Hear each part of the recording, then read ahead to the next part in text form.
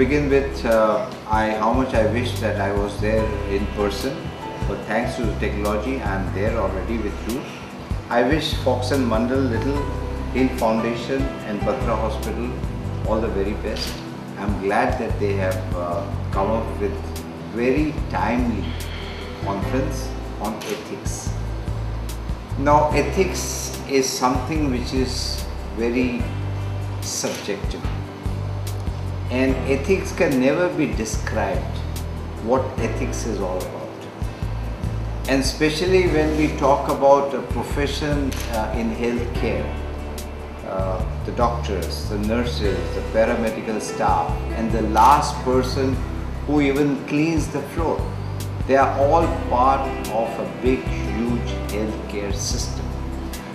And as far as doctors are concerned, we all have experience that whenever our near ones, dear ones go through any kind of surgery, and while we are waiting for that surgery to be completed, we look at the doctors not as a human being, we almost look at doctors as God.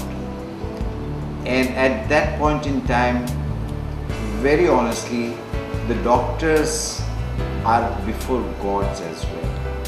And when doctors have been given this kind of a stature, I personally feel that those who get involved in this noble profession don't really come just to make a living out of it or to make money out of it. But unfortunately, in this modern day, things have changed and everything has been looked after. Not that everybody is involved with making money out of this profession, but I think a lot of companies, corporate sector, who are coming into this profession of healthcare, which is a very good thing. But I just would like to tell them that while their prime objective is to please the shareholders as far as giving dividends and bonuses are concerned, but I think the greatest dividend and bonus the corporate sector can give to their shareholders is a smile on the face of the poorest of the poor.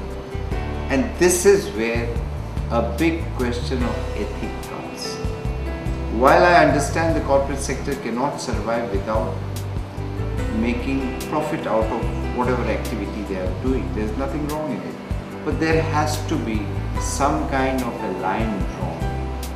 And there has to be some kind of cross-subsidy, if I may put it that way, because there is something called the corporate responsibility as far as the social obligations are concerned. India is a country where 70% of the people, as per the latest study, is they survive on maybe 20 rupees a day. And a doctor or a nurse or even people who are in drug manufacturing, pharmaceutical companies, they have a huge role to play.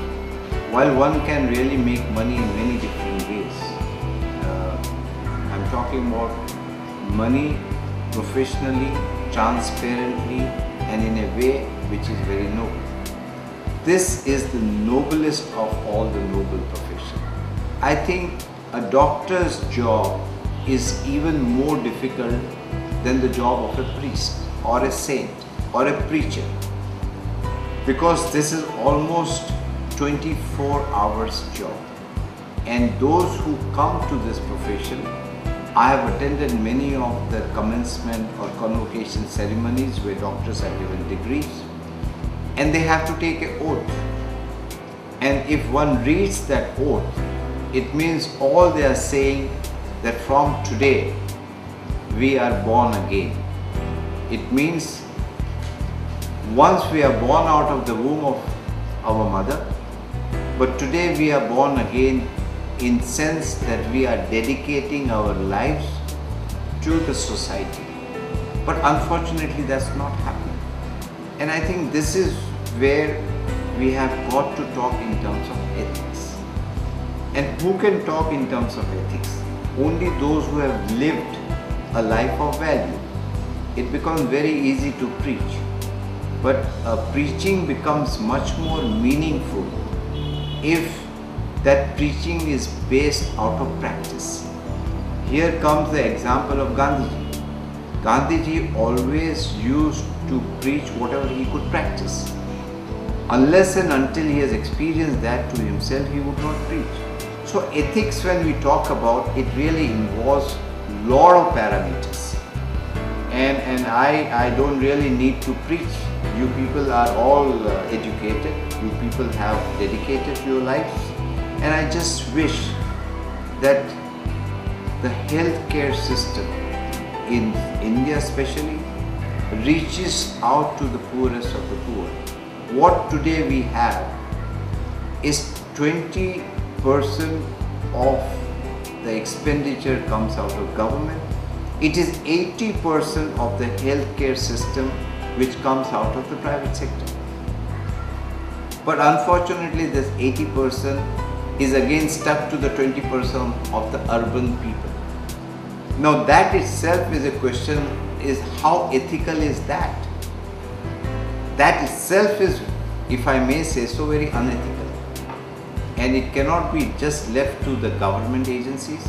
I plead through you, through your seminar, through the people who are there, through the corporate sector, to the doctors who are attending, that let's go to the village. And if we have the concept of equal opportunity cannot come if there are various different standards of healthcare. If the poor guy in the village doesn't get help, if you and I sitting in Calcutta, Delhi, Mumbai get the best of healthcare, then I think we are not giving equal opportunity to the little girl staying in a village of Bankura or somewhere in Purulia or somewhere in Maharashtra. So if there is a right to life, it becomes meaningless if there is no right to health. So all these things directly, indirectly involves ethics. And that's what I personally feel ethics is all about. Ethics is not something which can be measured in a laboratory. It is what gives you the satisfaction, and I don't think so anybody can teach you ethics. It is your own value system, and I think it's your own personal judgment which will tell you whether you are doing a thing right or wrong. No amount of law, I am absolutely certain, no amount of law which can be legislated through the parliament or through legislative assemblies can really produce results unless and until we live a life of some kind of high morality. I once again thank you so very much for having me here.